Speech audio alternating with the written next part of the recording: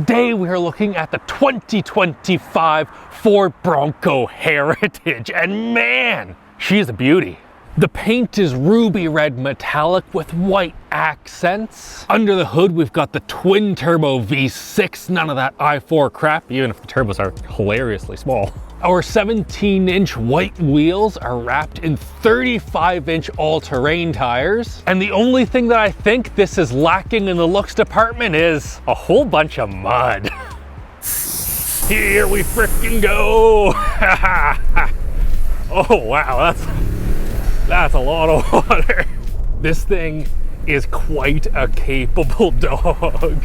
The 2.7 liter twin turbo EcoBoost makes 330 horsepower and 417 pound-feet of torque, which just went through a ditch right there, but now it really enjoys going up these hills, and it sounds pretty dang good. On the road, this Haas 2.0 suspension with the Bilstein dampers was a little bit on the stiff side, and off-road, even with the tires pretty air down, it's still really on the stiff side. I can be somewhat rapid here, but you are going to pay for it. Like, for the most part, I've been going so much slower, like 40 kilometers per hour slower than what we did in the Tacoma TRD Pro, and that's more of a Bronco Raptor competitor, but still we have not been able to push this thing too much as far as speed goes. As far as this little ditch right here goes, I don't think it is going to mind at all. We have an 11.5 inches of ground clearance, absolutely fantastic approach and departure angles. This thing might not be the most comfortable over a bunch of obstacles, but it is certainly capable of going over everything without minding at all.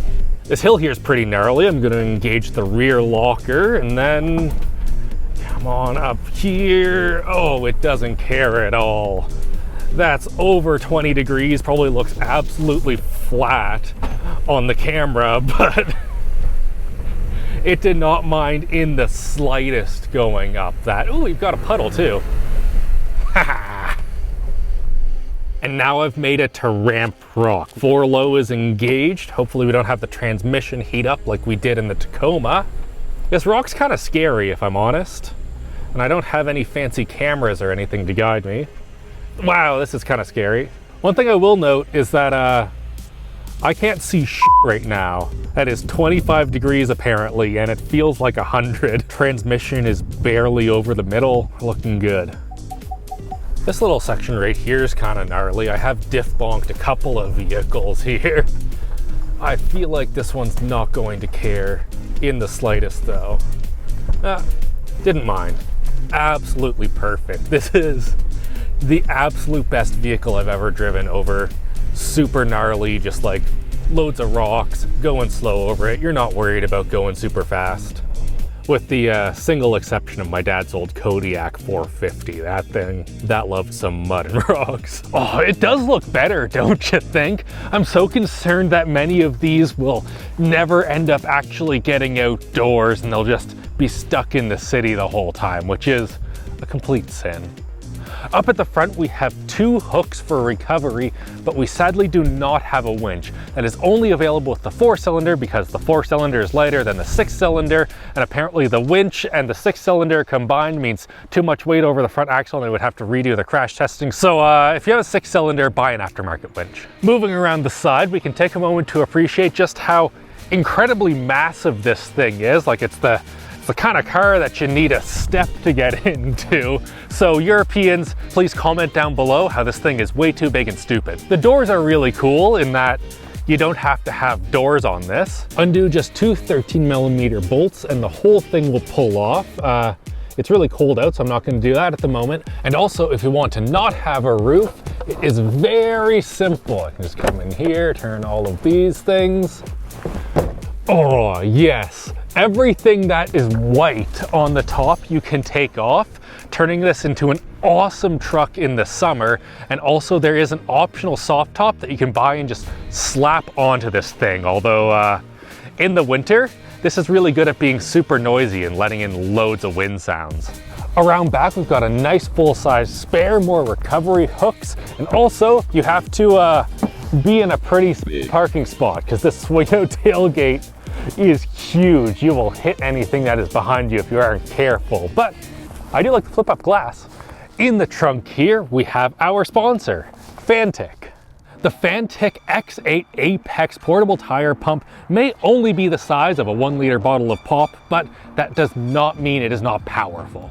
Capable of 150 PSI, this guy is able to inflate a normal sized tire in just 56 seconds. And it's also powerful enough that you can run a brad nailer off of it. If you've ever used a crappy tire inflator before, you'll know that they get really hot.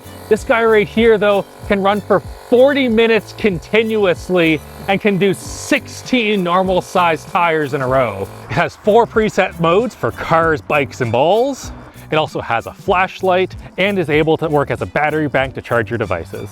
Fanttik is the exclusive partner of Costco for portable tire inflators, and you can get 40% off down below by using code ZIPTIEX8. Other than our sponsor, we have quite a bit of room. We also have a jack down here and a subwoofer on the side, which it rattles a lot. But the speaker here and here sound pretty good. Closing the trunk, you can see a beautiful mountain. Look at that.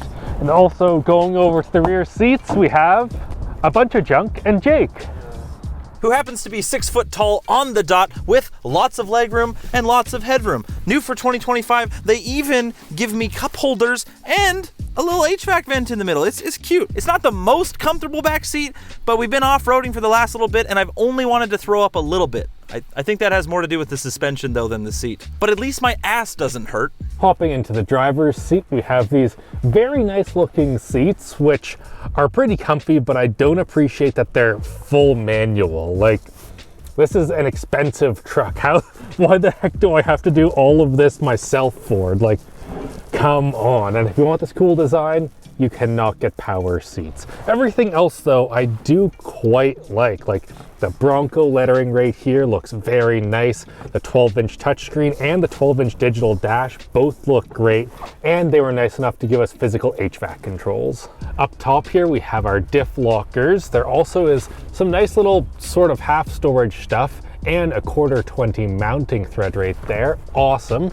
We have 6 auxiliary switches if you want to attach lights or anything like that, and we don't have heated steering. Again, this is an expensive truck. I want heated steering. For infotainment, we get Ford Sync 4, which has the quickest and easiest pairing to your phone that I have ever experienced. For the most part, you're just gonna be using Android Auto or Apple CarPlay, but that works really well. And also the other stuff like the settings and so on. It's easy, it's pretty quick, and since you have your HVAC controls in a physical location, you don't have to worry about screwing around with this too much. Now, our Heritage Edition with the Sasquatch package has almost everything that you want for some proper off-roading, but we sadly do not have the sway bar disconnect, which would be really great when you're going over a whole bunch of rocks. You also don't get the beefed up tie rods, which come on the Raptor and some of the top trims, and that can mean that if you try and jump this or hit rocks a bit too fast, you can end up having to get towed out with your wheels looking like that. We're just making our way back down to the road right here, but I have to say I'm really impressed with the brakes. I have been hustling it down the mountain, expecting them to start smelling or fading a bit at some point, like my ears are about to pop. That's how far we've gone down, but the brakes are still doing great. It doesn't mind at all. I'm impressed. Before we get to the bottom of the mountain, I just want to see if I can be juvenile in this. Oh, I don't know. I don't know if I can. Come on.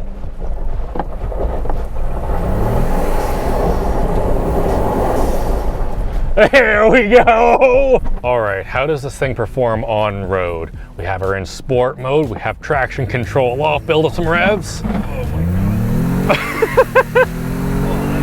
It's not particularly fast, but it is kind of exciting.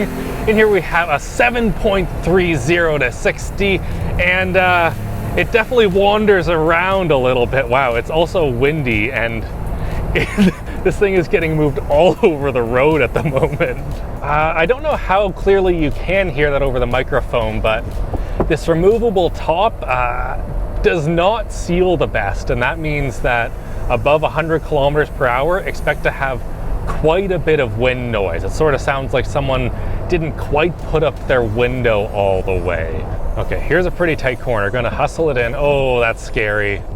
Oh, geez. Loads of body roll. Not much feel through the steering wheel. Lots of lean. You can feel the tires protesting. Unsurprisingly, a really high off the ground, really heavy truck is not the best thing for carving up canyons. I guess here, Andy, do we also mention that it isn't super comfortable in town either? So it's pretty uncomfortable off-road, it doesn't handle well, and it's also pretty uncomfortable on-road. For the sound system, we get 7 speakers, 2 in the kick panels up front because you can remove the doors, so you don't want to put them in there. And overall, it sounds not too bad.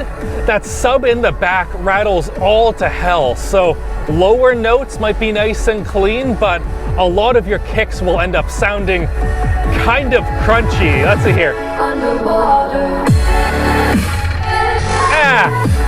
I have heard worse, and if you want better, there is a 10-speaker B&O sound system, but I think that a bunch of Dynamat around that sub would do you a lot of good. As for driver assists, you get lane keep, but not centering. You also get adaptive cruise, so you kind of just have to do it the old school way. And the backup camera is one of the worst that I've ever seen. I swear the sensor's like the size of a grain of sand with the way that it's able to not perform in low light. How is the serviceability on the Bronco though? Well, we're off to a good start because the oil filter is just right here on top.